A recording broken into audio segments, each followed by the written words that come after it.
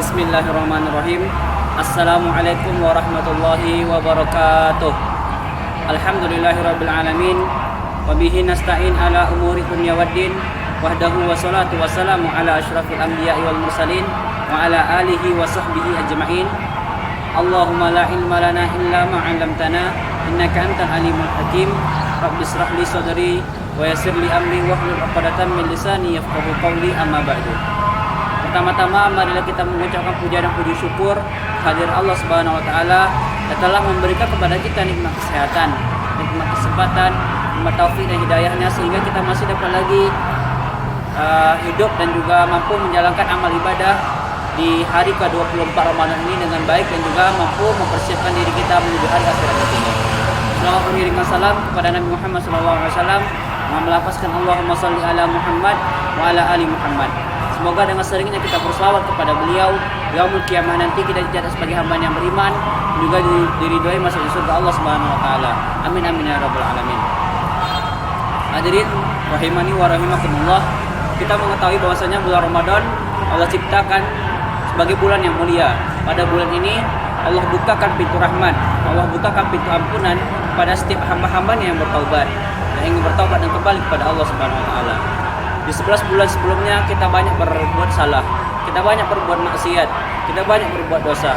Pada bulan ini Allah sediakan kesempatan yang paling besar bagi kita untuk kembali kepada Allah Subhanahu wa taala. Setidaknya pada bulan ini kita mampu menahan diri melakukan dosa dan juga mampu meningkatkan frekuensi amal kita, terutama di 10 malam terakhir ini.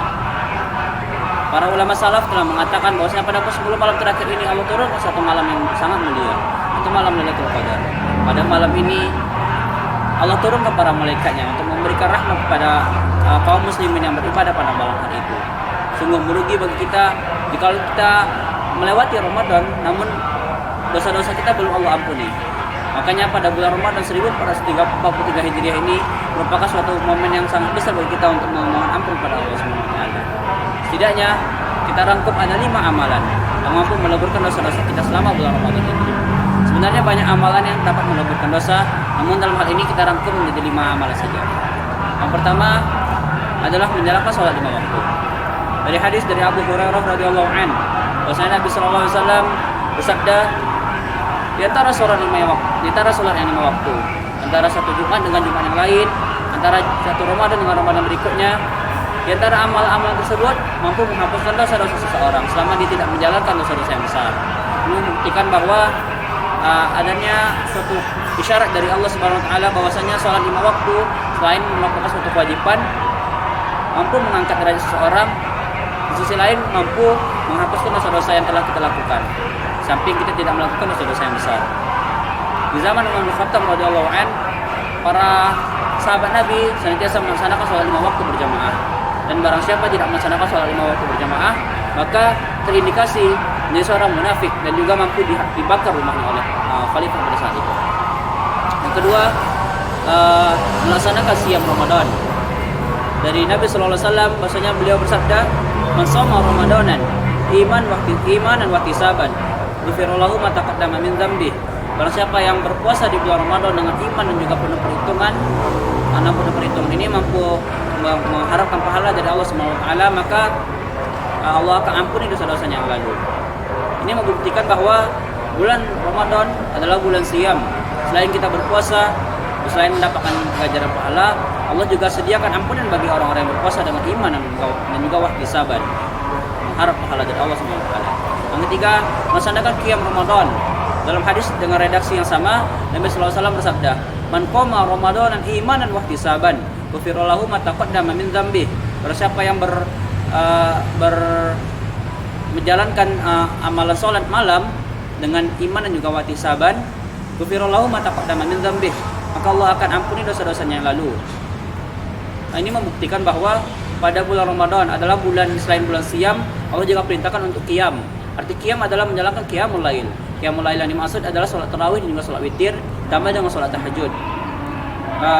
Dan juga merupakan suatu hal keutamaan bahwasanya pada sholat tahajud Allah turun di sepertiga malam tahajud. Sebagai bukti Allah akan ampuni setiap hamba yang bertaubat, Allah akan kabulkan setiap hamba yang berdoa pada saat itu. Yang keempat, ini melaksanakan qiyam di malam Lailatul Qadar dengan hadis dengan redaksi yang sama. Nabi SAW mengatakan, man qama fi Lailatul Qadar imanan wa ihtisaban ghufira lahu ma taqaddama min dzambi. Barang siapa yang qiyam pada malam Lailatul Qadar, maka dengan iman dan juga ihtisaban, maka Allah akan ampuni dosa-dosanya yang lalu.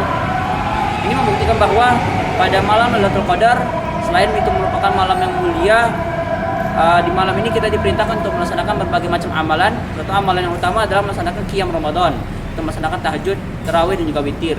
Pada malam itu Allah turunkan 1000 malaikatnya serta Allah turunkan rahmatnya hingga ke fajar menyingsing atau saat waktu subuh masuk. Yang kelima yang terakhir, untuk melaksanakan zakat fitrah.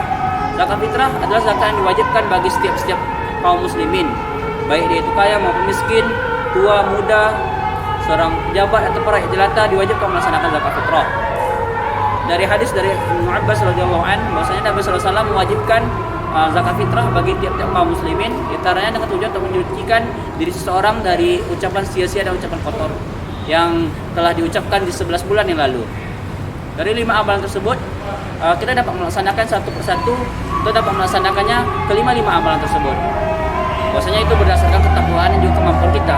Dan Allah Subhanahu wa taala mengatakan, "Fattaqullaha mastata'tum." Bertakwalah kalian sesuai dengan kemampuan kalian. Al-Imam Al-Imam Qatadah rahimahullah mengatakan bahwasanya barang siapa yang tidak diampuni di bulan Ramadan, maka pada bulan-bulan selain bulan Ramadan maka dia juga sulit untuk diampuni. Marilah pada bulan Ramadan ini kita manfaatkan kesempatan sebesar-besarnya. Mumpung masih Allah sediakan 6 hari, kurang lebih 6 hari untuk menjelang 1 Syawal, maka maksimalkan hari-hari tersebut untuk mendapatkan ampunan Allah Subhanahu wa taala. Semoga Allah ampuni dosa-dosa kita dan juga Allah meningkatkan derajat kita dan juga mampu memasukkan kita ke surga-Nya kelak. Amin ya rabbal alamin. Barakallahu fikum, subhanakallahumma wa bihamdika, asyhadu an la ilaha illa anta, astaghfiruka wa atubu ilaik. Assalamualaikum warahmatullahi wabarakatuh. Sekali rekam aja. Betul? Nih. Dah. Oke. Ini gue tekan.